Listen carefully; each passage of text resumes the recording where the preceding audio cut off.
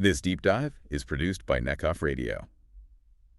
All right, so get ready to dive into the life of Mobutu Sese Seko. Mobutu. The man who ruled Zaire, now the Democratic Republic of Congo, for over 30 years. Wow. We're going to be using excerpts from his Wikipedia page as our guide for this deep dive. And this story is just full of twists and turns.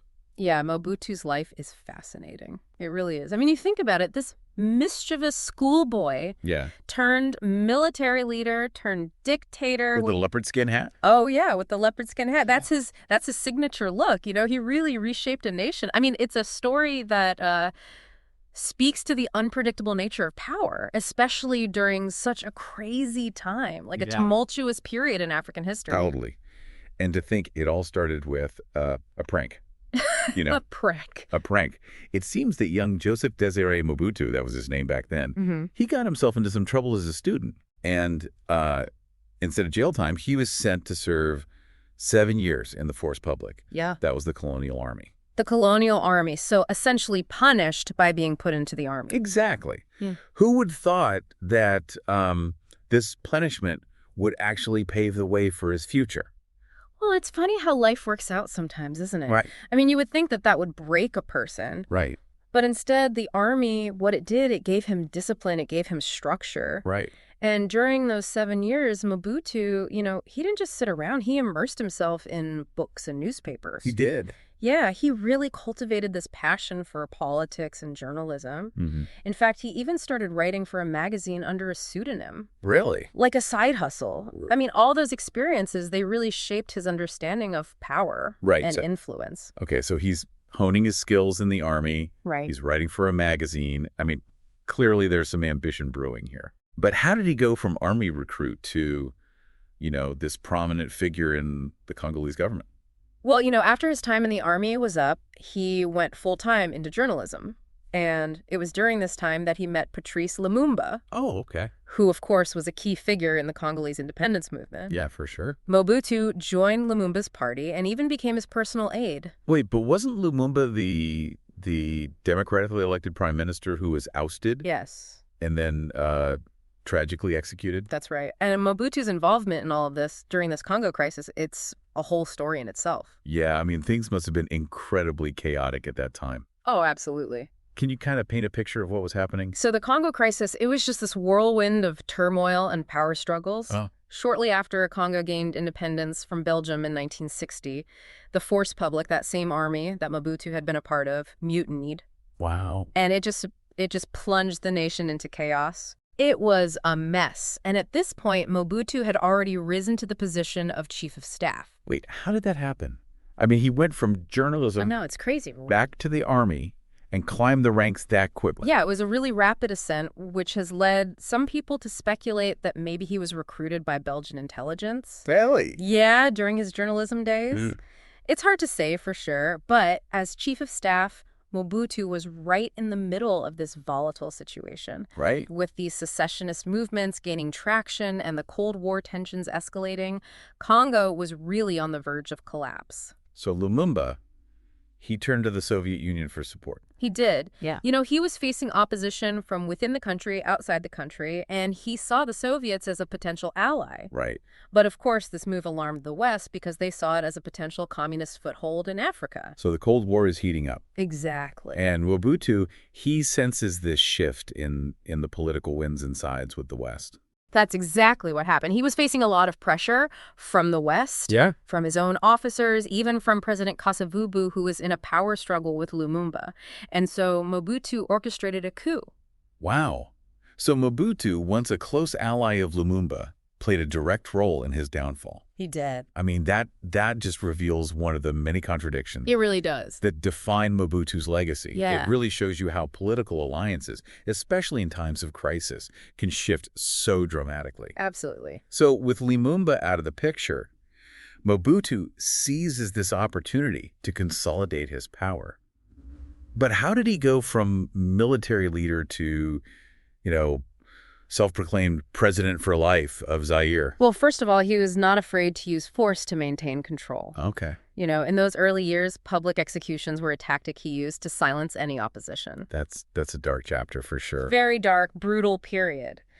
But as his rule progressed, he started to shift to a more cunning approach. Okay. He really mastered the art of patronage, using bribery, strategic cabinet shuffles to keep his rivals in check. So he really was a master manipulator. Oh, absolutely. He was known for this kind of musical chairs approach to government positions. Okay. Constantly rotating people so that nobody could get too much power. Clever. Very. But incredibly manipulative. Yes. He understood how power worked and how to use it for his own gain. Yeah. But, it wasn't just about brute force and manipulation. Okay. Mobutu also launched what he called his authenticity campaign. Right. A calculated move to reshape the nation's identity. And this is where he renames the country Zaire. That's right. And changes his own name to Mobutu Sese Seko. Yes. He encouraged people to abandon their European names, embrace African ones, even ban Western clothing in favor of the Abacost. Wow. This campaign, it was all about erasing those remnants of colonial influence. Yeah. Creating this distinctly Zairean identity. So he's rewriting history, he's reshaping culture. But was this genuine or was it just another power play? That is the question, isn't it? I mean, some people saw it as a genuine effort to reclaim African heritage. Right. To instill a sense of national pride. Yeah. Others saw it as just a cynical ploy to distract from his authoritarianism and growing corruption. Hard to say. It's hard to know what his true motivations were. Yeah. But one thing's clear, Mobutu was a master of image and propaganda. Yeah. I mean, he cultivated this larger-than-life persona. Oh, absolutely. With the leopard skin hat, the walking stick, these grandiose titles. Father of the nation, guide of the revolution. Exactly. His image was everywhere. Yeah. He controlled the media. I mean, he was creating a cult of personality, and for a while, it was really effective. All this while amassing a massive personal fortune. Oh, yeah. I mean, we've all heard the stories about the extravagant palace. Right. The Versailles of the jungle. Yeah, the Versailles of the jungle. And then the Concorde flights to Paris for shopping sprees. Yeah. It's almost unbelievable. It's amazing the contrast between his lifestyle and the economic hardship faced by most Zairians. It's just staggering. I mean, he presided over a kleptocracy. He did. Where state resources were just systematically plundered. Yeah. For personal gain. For personal gain. It's wild. I mean, he had palaces. Multiple palaces. Luxury cars, a yacht. And the country's infrastructure was just falling apart. Yeah. Public services were collapsing. It's hard to fathom such a level of disparity. Yeah. But here's the thing that I don't understand. He clung to power for over 30 years. I know. How did you pull that off? Well, that's where the Cold War context comes in. Okay. Mobutu, he was really smart. He positioned himself as this staunch anti-communist. Right. And that made him a really valuable asset to the West. So they basically looked the other way. Yeah, pretty much. While he did all this. They did. He received substantial financial and military aid from the U.S., France, Belgium. They turned a blind eye. Wow. To his corruption, his human rights abuses. Yeah. Because, he was seen as a bulwark against Soviet influence in Africa. So geopolitics really trumps moral considerations. It does. It's a stark example of that, yeah. Yeah. A harsh truth, but I guess it's a necessary one to acknowledge. Yeah. But this support couldn't last forever, could it? I mean, the world was changing. The Cold War wasn't going to last forever. You're right. And the eventual collapse of the Soviet Union, that was a real turning point. Okay. With the communist threat diminished, Western powers, they started putting pressure on Mobutu to make some democratic reforms. Yeah, Mobutu, he really wasn't one to just give up power. But things were changing. The tide was turning. His regime, which had seemed so strong for so long, it was starting to crumble. Yeah. So here's Mobutu. He's facing pressure from inside Zaire, outside Zaire, and he's dealing with his own health issues, too. Right. It's May 1997. The country is in chaos. Yeah. His options are dwindling. What happens? Well, there were attempts at peace talks, but things were really deteriorating. Yeah. Mobutu, he realized that this is it. Yeah. He chose exile, first fleeing to Togo. Togo. But he wasn't exactly welcomed with open arms there. No. He ended up finding refuge in Morocco. Okay. And that's where he would spend his last days. Wow. That's a pretty dramatic fall from grace. It is. For a man who had once held absolute power. Yeah. It really does highlight how fleeting power can be. It does. You know, from dictator to a man without a country. Yeah, his exile, it really marked the end of an era.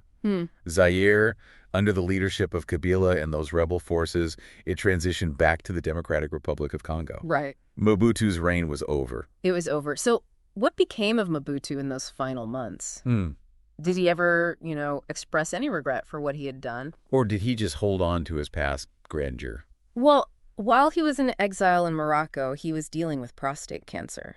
And he actually died there just 3 months after he left Zaire.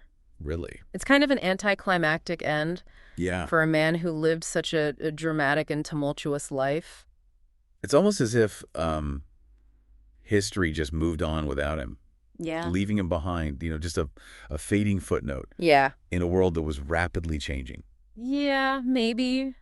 But even though he's gone, the legacy that he left behind, it's complicated. It still sparks debate and intrigue. It raises all these questions about leadership, about power, about the effects of his actions. Well, and his legacy is complicated. It is. I mean, he was a brutal dictator responsible for so much suffering. Right. There was so much corruption under his rule. Yeah. But he also played this crucial role in shaping Zaire's identity. He did. And he was a prominent figure, not just in Africa, but on the world stage. Right. It's a paradox. It's hard to reconcile those two things. It is. It really is. He was this master manipulator, this ruthless autocrat. Yeah. But also, sometimes, he was a charismatic leader who had the loyalty of a lot of Zairians. Right. It's that complexity that makes his legacy so fascinating and so hard to define. It's hard to wrap your head around. How do we even begin to make sense of somebody who embodied such extremes? I think you have to consider the historical context. Congo, even before Mobutu, was a nation that was dealing with the effects of colonialism. Right. They were trying to find their own way. And Mobutu, he stepped into this void. Yeah.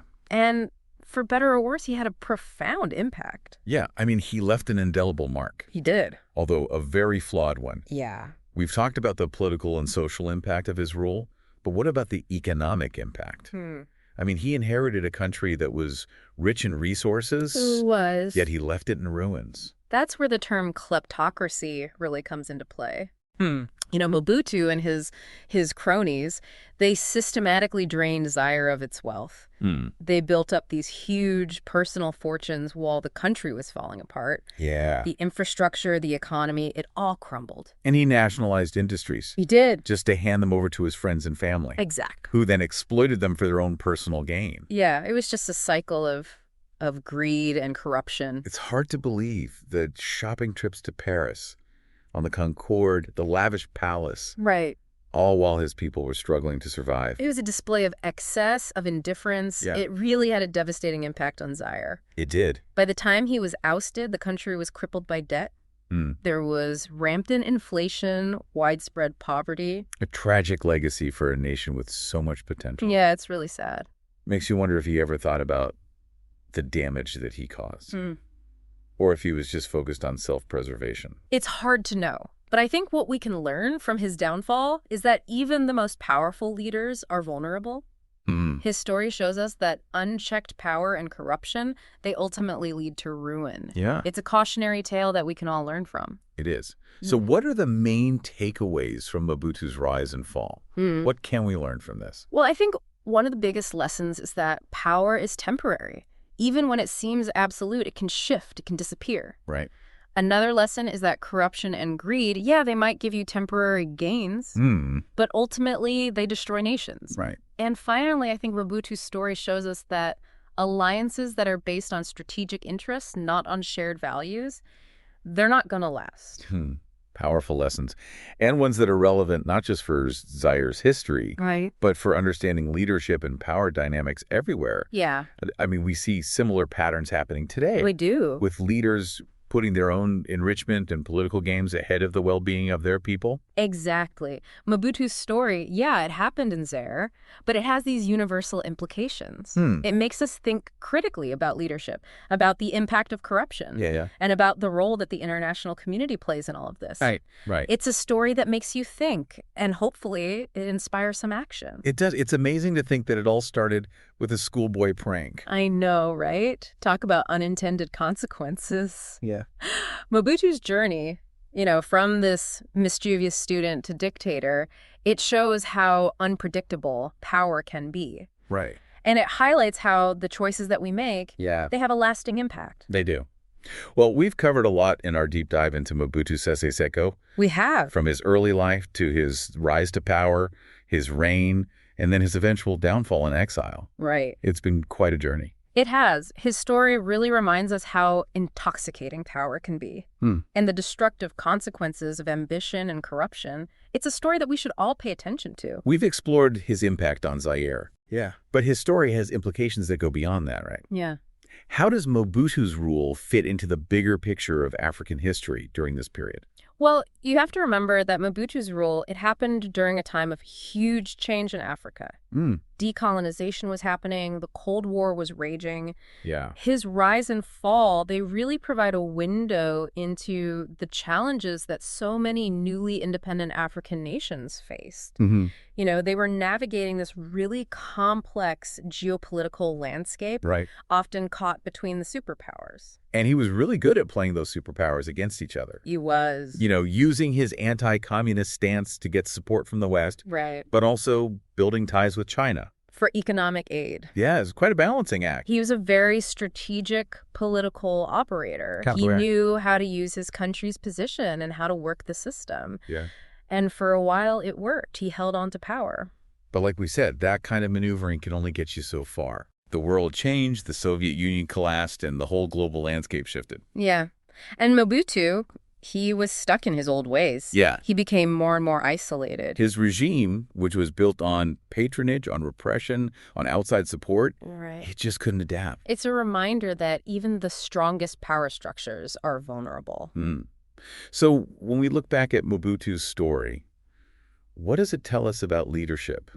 Are there any universal truths that we can take away from this? Mobutu's rise and fall show us the dangers of unchecked power. Right. They show us how damaging corruption is. And they underscore how important accountability and transparency are, in any government. Right. His story also shows us that leaders who can't adapt, they're going to fail. Yeah, that's a good point. Are there any parallels to Mobutu's story today? Do we see any echoes of his tactics, his legacy in other parts of the world? That's a really interesting question. I mean, there might not be exact replicas, but there are definitely some similarities. We see leaders who exploit their country's resources, who create personality cults, who suppress dissent. Right. Leaders who manipulate international relations for their own benefit. Yeah. Those patterns, they're still there. It's a reminder that we don't always learn from history. We don't. So what's the takeaway for our listeners? What do we want them to remember after this deep dive? I think Mobutu's story is a call to be vigilant.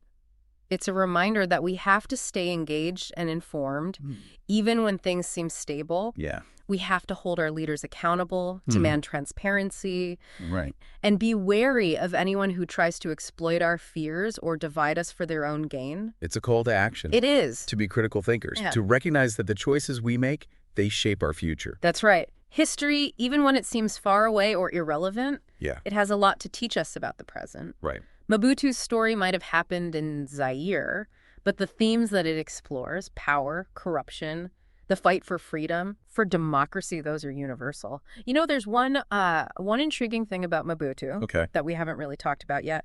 Despite all his flaws, he had this real sense of showmanship.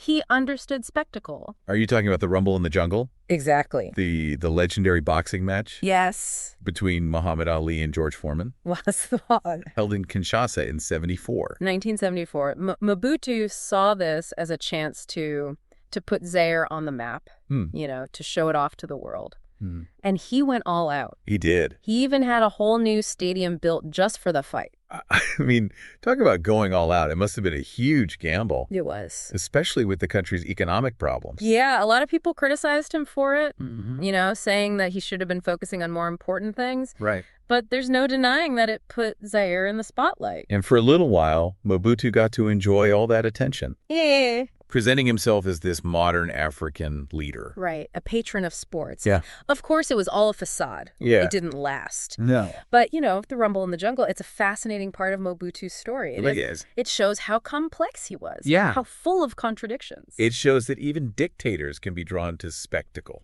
They can. and to global recognition. Right. And it also shows how these sporting events can be used for political purposes, to project a certain image. Right. Yeah, the rumble in the jungle is a really interesting example of how sports, politics, and personality all intersect. Yeah, for a brief moment, Zaire, with Mobutu pulling the strings, was at the center of the world. That's right. Well, we've covered a lot of ground in our deep dive into the life of Mobutu Sese Seko. You have. From his early days as a schoolboy to his rise as a military leader, his cunning power grabs, his transformation into the self-proclaimed president for life of Zaire. Right. And, of course, his downfall and his exile. Yeah. It's been a journey. It has. And his story is a powerful reminder about what happens when power goes unchecked and about the damage that corruption can do. It's a cautionary tale It is. that we can all learn from. Absolutely. So as we wrap up this deep dive into Mobutu's complex and troubling legacy, what's the key takeaway for our listeners? What message do we want them to leave with? I think Mobutu's story reminds us that we have to stay engaged. We have to be informed. Yeah. We have to hold our leaders accountable. Right. Demand transparency. We have to be wary of those who try to exploit us or divide us. It's a call to action. It To is. think critically. Absolutely. And to recognize that our choices, they have consequences. They do. History might seem distant sometimes, but it has a lot to teach us. Mobutu's story might have taken place in Zaire, Yeah. but the themes, power, corruption, the fight for freedom, those are universal. Well said. And on that note, we'll conclude our deep dive into the life and times of Mobutu Sese Seko. It's a story that reminds us how fragile nations can be and how powerful human ambition is, for better or for worse. Until next time, keep exploring, keep questioning, and keep those deep dives going.